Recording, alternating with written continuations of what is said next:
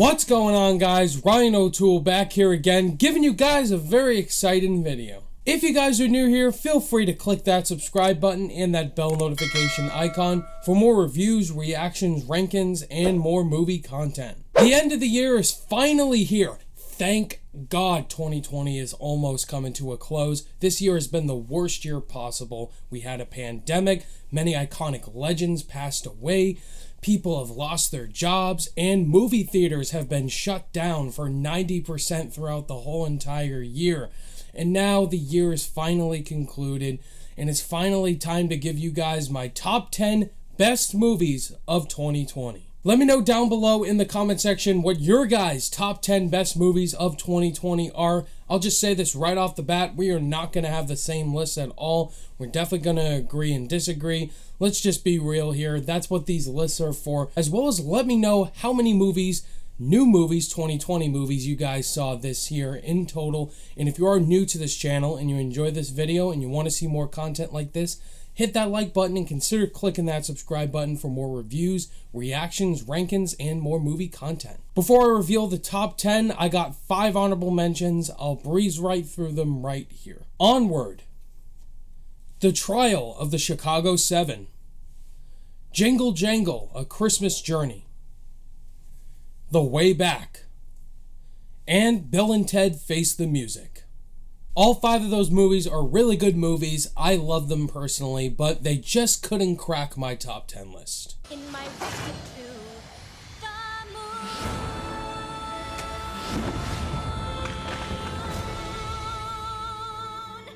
moon. Over the Moon was probably one of my biggest surprises of 2020. I didn't know what to expect going into this movie. I checked it out on Netflix one day with not much big expectations, but I walked out of this movie emotional. This movie got me. If you ever lost a family member, I think this movie will really resonate with you. It's got some gorgeous animation, beautiful storytelling in here, and characters that are just really careful. I really did care about our lead girl in here, wanted to see her accomplish her dreams, and it's just a fun adventure. It's emotional, it's action-packed as well, and it's funny. It's a really funny movie. Over the Moon just totally surprised me, and it's my second favorite animated movie of the year. The one and only Ivan! The One and Only Ivan on Disney Plus. This movie as well got me in the feels. I'm an animal lover, and just seeing the story in this movie just kind of really got me.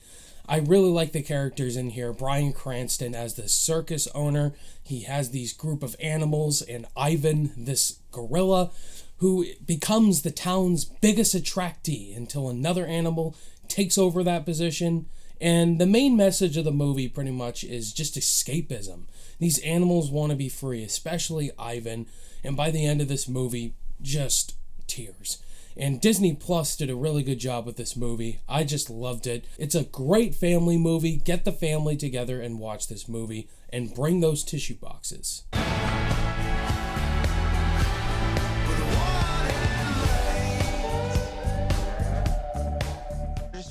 Judd Apatow's back once again, making his latest film, The King of Staten Island. Just a real big surprise. Really awesome movie.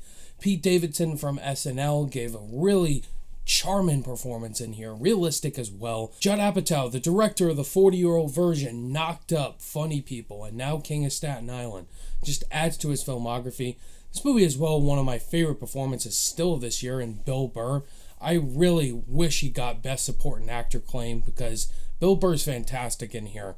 Just the scene of him and Pete Davidson arguing by the pool, that's still one of my favorite acted scenes of the year. The message drove home with me, and it's one of the most realistic, best coming-of-age drama films of the year. There you are.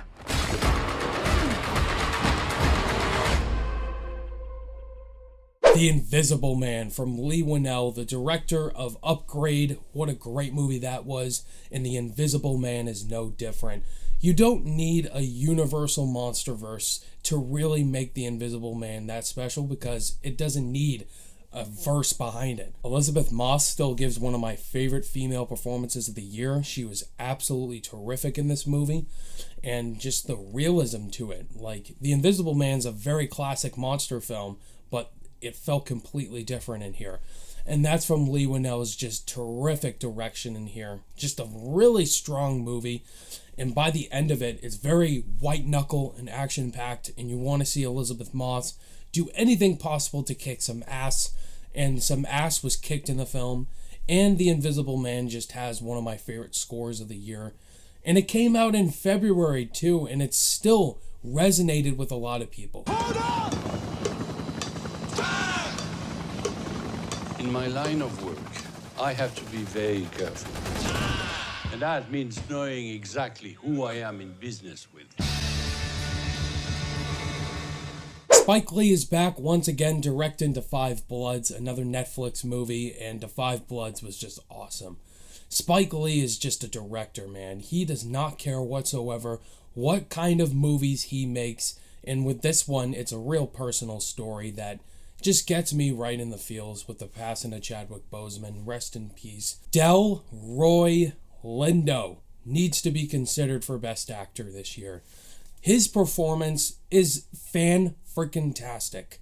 I'm not seeing his name pop up anymore in Best Actor or Best Supporting Actor for the Oscars or any other award show. I'm just baffled. He gives one of my favorite performances of the year. Da 5 Bloods, it's so bloody, and it's just awesome.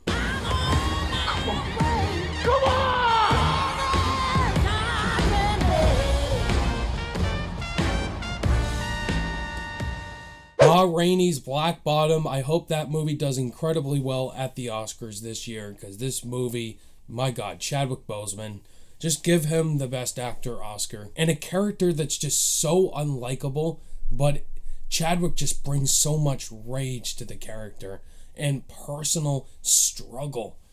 It's just so great. It's a really short movie, and it's Chadwick Boseman's movie, and he absolutely owns it. So does Viola Davis. She gives a really good performance in here as well. And it just really connected me and really grasped me into the music as well as the acting. This movie's going to do really well at the Oscars. I'm calling it. I might want to get back into it.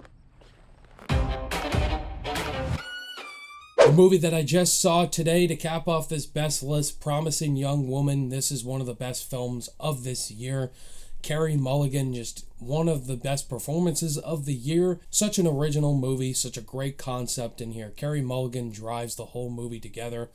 Bo Burnham as well gives a really good performance in here as well. It's full of awesome horror movie moments as well as just fun 80s vibes to it. It's a lot like an Adam Wingard movie, and it's just full of that. Promising Young Woman, this movie just has a great soundtrack as well. Great soundtrack. It's very fast-paced, it's white-knuckled, and it kept me interested for under 2 hours.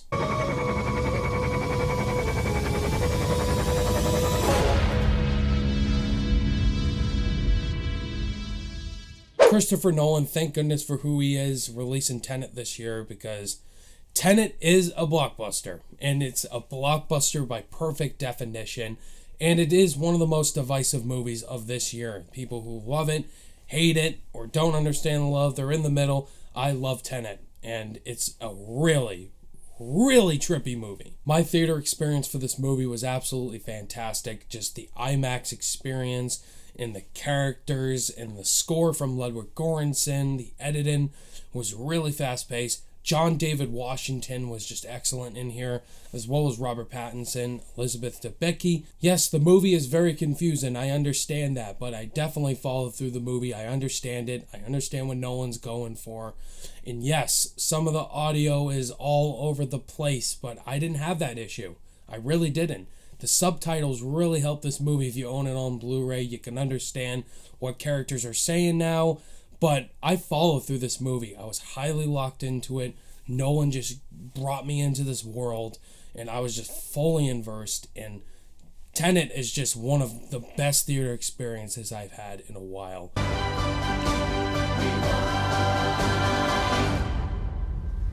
This is Hamilton.